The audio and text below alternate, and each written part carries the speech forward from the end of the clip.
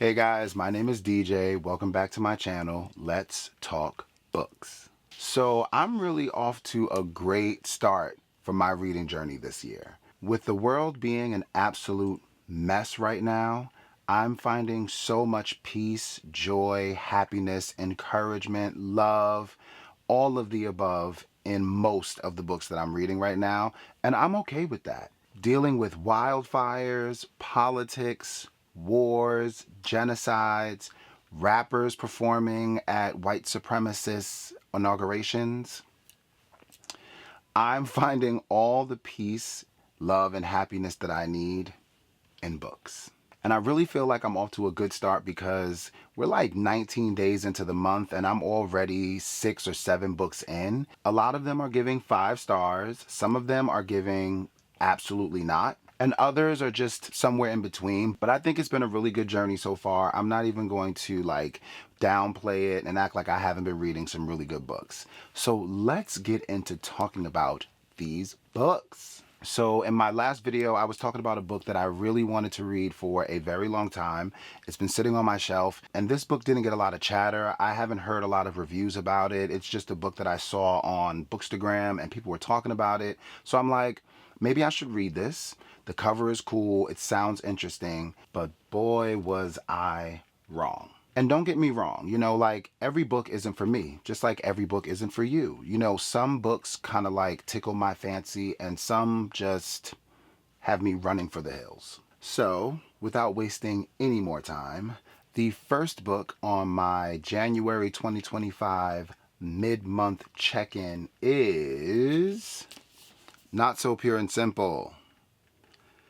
Aha! Beautiful cover, right? Yeah. This book is by Lamar Giles. I had to DNF this. I had to let this book go. And I mean, I had to let it go within like the first 10 pages. And not to say that it was a bad book or that it just wasn't good or the writing was terrible or any of those things. My main thing with books like this is I'm not super interested in teenage love. Like, as an adult and as someone who sees love in multiple aspects, the one thing that I don't want to read about, just me personally, is like childhood love or like teenagers falling in love or like teenagers thinking about each other's bodies and like mesmerizing over like young sexual ideas. That's just not for me. It might be for you. It might be for somebody else. And honestly, what kept me going those 10 pages was the fact that like this author is a good writer. I just don't care. Like, I don't care that he is interested in her and he's also interested in her and he's his friend and they're like all trying to deal with things that like children and teenagers deal with when it comes to love. Just not for me. And I think that also like runs into how I feel about just like love literature in general.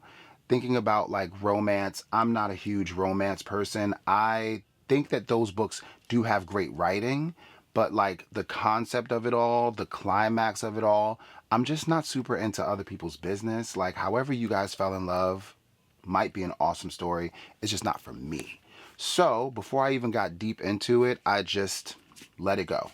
So yeah, this was a DNF for me. I don't know if anyone else out there has read this. If you have read this book, let me know what your rating is. Maybe you enjoy teenage love stories. I don't. DNF, first book that I DNF'd for this year, and I'm okay with that. Okay, so the second book that I have read so far this year is Children of Blood and Bone. You guys, listen to me. Don't wait so long to read books that you know are great books. When you buy them, don't be like me and buy these books and just like put them on your shelves and just walk away like, yeah, I'll get to that one day. No, no, no, no. Do it as soon as possible because I've had this book for a very long time, at least 4 years. Like, I've had this book for 4 years and it sat on my shelf and I didn't read it. And that's crazy. I think that that's crazy because now that I've read this book, I can join the masses of people that have given it a 5-star and that just feel as though Children of Blood and Bone should be read. It should be read. So just read it. So Children of Blood and Bone follows a young lady by the name of Zaylee. I think her name is Zaylee. It could be Zelly. It could be Zeely. Zaylee. I'm going to be calling her Zaylee. Zaylee is a part of this group of children or people in general that have really, really dark skin and just like white, snow white hair. And they are part of this community called the Diviners. Their people used to have magic, and their magic is directly connected to the gods or the Orishas, and they have different powers, but once they have their magic, they are called magi. And most of these diviners don't have their magic right now because humans or regular people have taken away magic in this world, and a lot of things happen. Zaylee like loses her mom in this thing called the Raid, and she's secretly learning how to fight and become a warrior with other girls who are diviners and just regular girls who live in this world. But ultimately, Zaylee is forced into this like adventurous journey where she's traveling to reignite magic, like bring magic back into the world. And she has a little crew with her, and it's just a great story. Like, we're in this journey with her that is deeply rooted in her emotions connected to like how they lost magic, losing family members, the pain of losing community, her village, and just all the things that made her happy as a child. She lost those things at an early age, and it's like a deeply rooted pain in her heart that she's just finding it really hard to let go of. And that pain is so strong that it makes her question herself in general. Like, who am I? Am I confident? Can I do anything right if everything that I've gone through in my life is wrong? But while also going through this journey with her, we are realizing as we take on these journeys with her that she is more than capable, especially when she has the gods on her side. So yeah, I don't want to ruin this for anybody that is planning on reading it. This is definitely a 5-star. Also going to be on the screen very soon. I believe it's going to be a movie, and like based off of the world building, the descriptive writing, just the fantasy of it all, the magic of it all, and the emotions, just those visuals that you get when you're reading something, you're just like, really? I mean, so visually pleasing, even though I'm reading. That's what reading is all about, in my opinion. Being able to use your own imagination while like taking the story off of these pages. But yeah, I can go on and on and on. This book was amazing. Children of Blood and Bone. I gave it a 5-star. If you haven't read this yet, if you like fantasy, if you love like emotional characters that are going through it, this is the book for you, because they are going through it in this book. Going through it. So the next book on my list for this January 2025 mid-month check-in TBR, what has he been reading video is Don't Cry for Me. Whoo! This book is by Daniel Black, or Dr. Daniel Black, as I have recently found out. This book easily became one of my favorite books in like 24 hours. Like, I picked this book up and I read it overnight. And I'm not sure if I talked about this in my last video, but yeah, this is like one of the first books that I've read in years that I just couldn't put down, and I've read it within hours and just was amazed, absolutely amazed. The writing is like extremely like captivating. It's fast paced, and the author is just taking you through this writing in like lightning speed. It was just unexplainable. So in Don't Cry for Me, we are following a character by the name of Jacob. And Jacob is from the South, originally from Arkansas, living there with his grandparents. He is not connected to his mom or his father. I think that he remembers his mom in some ways, like in the earlier years, but his mother has unfortunately passed away, so he's just living with his grandparents. And Jacob is born in like the 40s, so of course the grandparents are old school men from back in those days. They don't show many emotions. They're very like stern. Be a man, do the work that you're supposed to do, don't be too emotional, don't be too like easily swayed. So Jacob is dealing with like a lot of emotional neglect from his grandfather, but receiving whatever love he can get from his grandmother, who is a little bit more, compassionate, loving, empathetic towards Jacob. So the story kind of like tells you all about Jacob growing up in the small town that he grows up in Arkansas, and the girl that he meets that he like falls in love with. And we like fly to the future where Jacob is pretty much having his own family. He has a son. His son's name is Isaac. So context to like tie the whole thing for this book together. Jacob is actually in his 60s now, and he's pretty much on his deathbed. He has cancer, and he's writing this book or this letter to his son Isaac, kind of explaining why he offered the same culture of emotional neglect to his son Isaac that his grandfather offered to him, and not realizing how much hurt and pain that he has caused his son throughout the years, and his wife as well, just based off of his like traditional connection to being that type of man, like only showing masculine, only showing that I take care of things, I'm the protector, and I will not allow any other men, especially my son, to show anything other than that, because I don't understand that. So this whole book is just kind of like going back based off of what Jacob remembers, and him trying to let his son know that he has changed. He's not the person that he was. He's continuing to change, but unfortunately he's on his deathbed. So it's extremely hard for him to even reach his son because he's dealing with guilt, he's dealing with shame, and he's also just trying to offer his son the courtesy of saying, hey, even if you don't want to speak to me, I hope that you read this letter so that you can actually have some peace in your life, because I took all of that away when you were a child. Woo! Heavy, deep, deep, deep book. I read it in one night, like overnight. It was amazing. 5 stars, hands down. Don't Cry for Me. So to stay on track with that book, Don't Cry for Me, that author actually came out with a new book that is kind of like the sequel to Don't Cry for Me and the letter that Jacob wrote to his son. And that book is Isaac's Song. So I haven't read this. I literally just got this book in the mail maybe like 4 days ago. I haven't read the summary or anything, but I know that somehow this is a response to the original letter that we read in Don't Cry for Me, but I'm not sure. I am sure that Isaac goes down memory lane and explains like what's going on with him now, and just getting more of a glimpse of the entire story from Isaac, the son's perspective, rather than Jacob. I can't wait to read this, because most people who have given Don't Cry for Me a 5 star, and that have read this say that this is, if not better, just as great. So I'm sure that I'm going to be in for a treat. Maybe I'll end up reading this one overnight as well.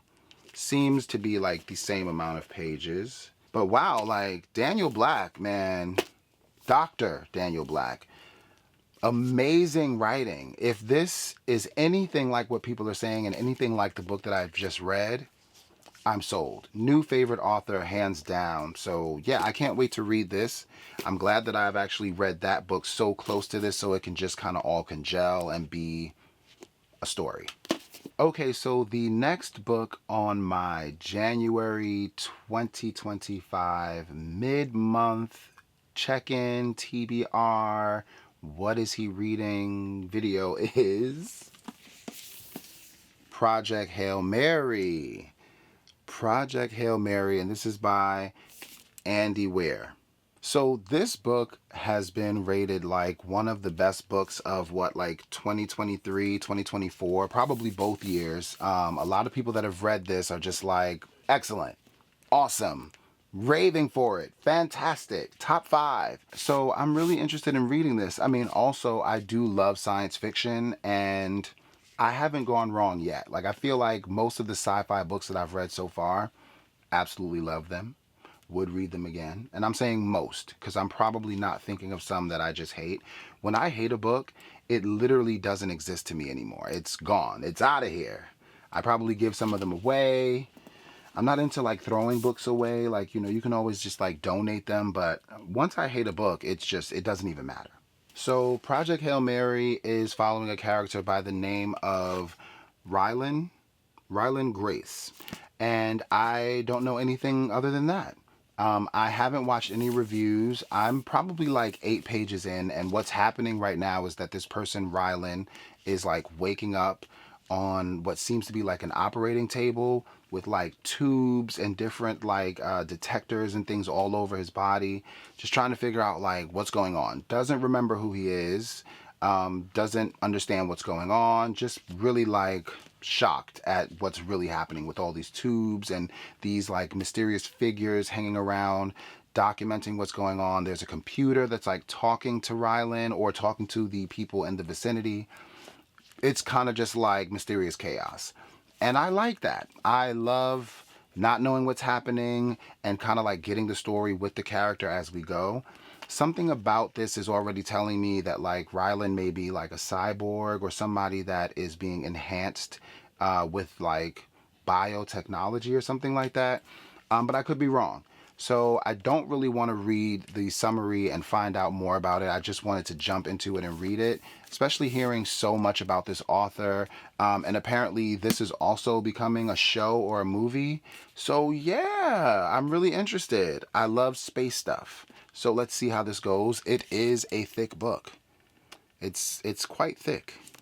It's about 476 pages. So love that. I don't know what is wrong with me, but I love thick books. This makes me feel like I read a book. Even Children of Blood and Bone, like this book was thick. It took me like a week to read it, and I read pretty fast-ish.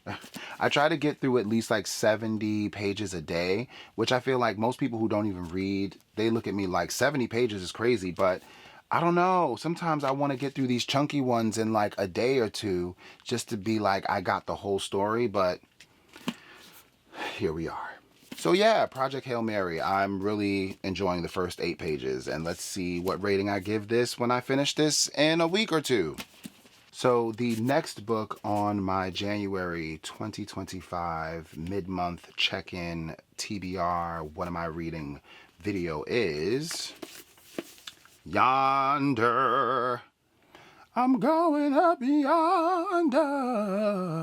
All right, so this is by Jabari Asim. This book is based around the time frame of American slavery, following characters Cato and William. And they are on a plantation by the name of Placid Hall, which sounds crazy. But yeah, so they're on this plantation and they are becoming friends, but they're dealing with a lot. And a lot of the books that are like built around that time frame of enslaved Americans, you're dealing with like brutality, insane violence, of course, unfairness, people being like shipped off and sold. No one knows what's going on. At any moment, you have to deal with like the arbitrary anger and whims of the plantation owners, strangers, women that just hate black people. And they're going through it. That's just the narrative always. But these people are dealing with specific issues at Placid Hall. Cato and William are dealing with losing loved ones, finding love. And then this preacher kind of swoops in and starts telling all these black people about freedom, how they can like make different choices that they've never even thought of. When you can eat, when you can go to sleep, how you can work, who you can love. Which sounds really interesting to me because I love the aspect of learning something new about life. And I've always wondered about that wave of information that started to enter most plantations in the South or in the Caribbean when people would find out, oh, I can be free. And like, what does freedom mean? And how can I even navigate the idea of being a free person in a world that has only offered me restriction?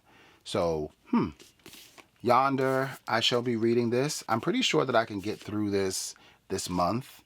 There's like, 11 days left. I'm sure that I can get this in there. Seems like a pretty quick read, and I hope I enjoy it. If you've read this book, you know what to do in the comments. Let me know what's good. So the next book on my January 2025 mid-month check-in TBR list is The Sundown Motel. And this book is by Simone St. James. I love a good horror story, but unfortunately I haven't read many horror books. And I think that's strange. In the past, I've tried to read like this like ghost story anthology. It really didn't hit it off for me. The first story was just boring, so I just left it. And I'm like, damn, maybe there were other stories in there that were actually good, but once you lose me, you lose me. But this is a book that I recently got from Book of the Month, and it seems like it's really good. It's about two different people from two different timelines. The first timeline is from 1982, following someone by the name of Viv Delaney. Upstate New York, 1982, Viv Delaney wants to move to New York City, and to help pay for it, she takes a job as the night clerk at the Sundown Motel in Fell, New York. But something isn't right at the motel. Something haunting and scary. So, okay, great. We love that. I mean, I've traveled a lot in my childhood and, throughout my adult life. Traveling and you're driving and you get tired and you're like, let me just pull over to a motel. Motels are creepy. I don't care what anyone says. Like, every motel I've ever been to has just made me feel like, what's going on? Who's that person? Right outside my door. There's a light on. Did you hear that? I hate that about motels. So I'm already feeling like there's an eeriness going on. Yeah. So that's following the first person. Second person in this book goes by the name of Carly Kirk. Once again, upstate New York, 2017. Carly Kirk has never been able to let go of the story of her Aunt Viv, who mysteriously disappeared from the Sundown Motel before she was born. Carly decides to move to Fell to visit the motel, where she quickly learns that nothing has changed since 1982. And she soon finds herself ensnared in the same mysteries that claimed her aunt. So yeah, I mean, that doesn't sound extremely scary, but I'm also learning that like horror isn't all about just being scared. It's about creating moments of like unease, feeling tense, feeling a little like what's going on, the unknowing, the ominousness of it all. And it's also about, murderers, knife wielding, axe hacking, crazy people with masks on, and strange people at motels. Who knows? But I can't wait to read this because I need something to shake me up from my usual like fantasy, sci-fi craziness. Something a little scary. So yeah. So the last book on my January 2025 mid-month check-in TBR list is The Gilded Ones. The Gilded Ones. And this book is by Namina Forna. I hope I'm saying that right. Namina Forna. So funny thing is, I was just talking about reading something to kind of like break me out of that fantasy sci-fi arena, and here is another fantasy book. I mean, I love fantasy. This is clear. It's becoming more and more clear to me every day that I love fantasy. And I love black fantasy, especially because these are realms that we have just not been used to seeing. Like, I've watched a lot of like fantasy movies, fantasy shows, cartoons that are about like Greek mythology or like Nordic traditional like fantasy vibes. When you think of a witch, you think of the Wizard of Oz with the green face and the long nose, the pointy hats.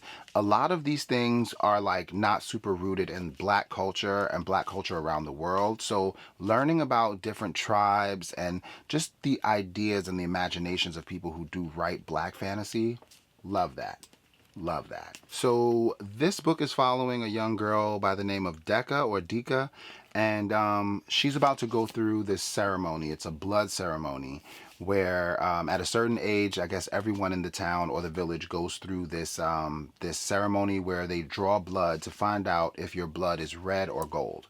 If your blood is red, you're just like everybody else, and you get to like just live your life in peace and happiness with all the other villagers. If your blood is gold, unfortunately, people ain't having that, and I think if you stay in the town and your blood is gold, you're gonna die.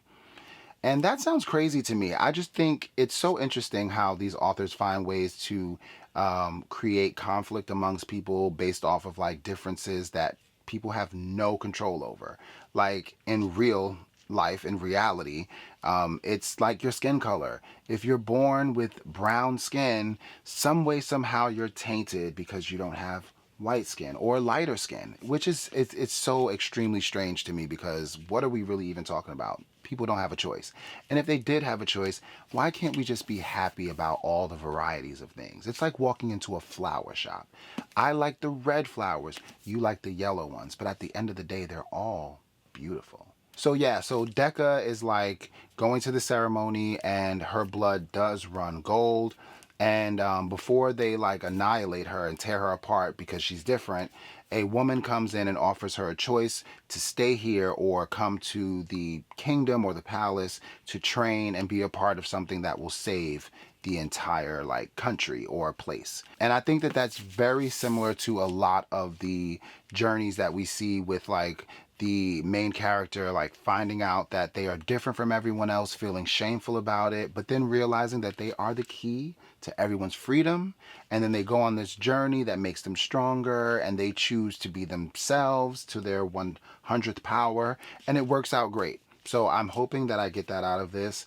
I do love that there are different ways to go about these journeys and we meet so many different people. So I mean, I just read Children of Blood and Bone, which is it sounds very similar to this, but I'm just hoping that it won't be as similar, but still give me the 5-star vibes that I'm looking for. And I've heard that this is actually amazing. So in the back it says, are we girls or are we demons? Are we going to die or are we going to survive?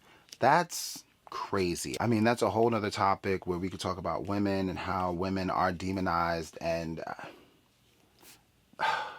another story for another day. So yeah, those are the books that I have currently read, that I'm currently reading, and that I plan on reading. And I'm really excited. I think that this is going to be a great month of reading for me. I've already got some 5 stars in there. I've already got some stuff that's coming up that I know are going to be 5 stars. And I can't wait. So before I get out of here, I just want to remind you guys to hit the like button, hit the subscribe button, and always hit the comments. I love chatting with y'all. I'm glad that we're reconnecting. Leave those suggestions. Any suggestions that you might have, let me know. I'm making a list and I'm checking it twice. So please don't forget me. Throw your comments down there. Leave your suggestions. I can't wait. But until next time, peace.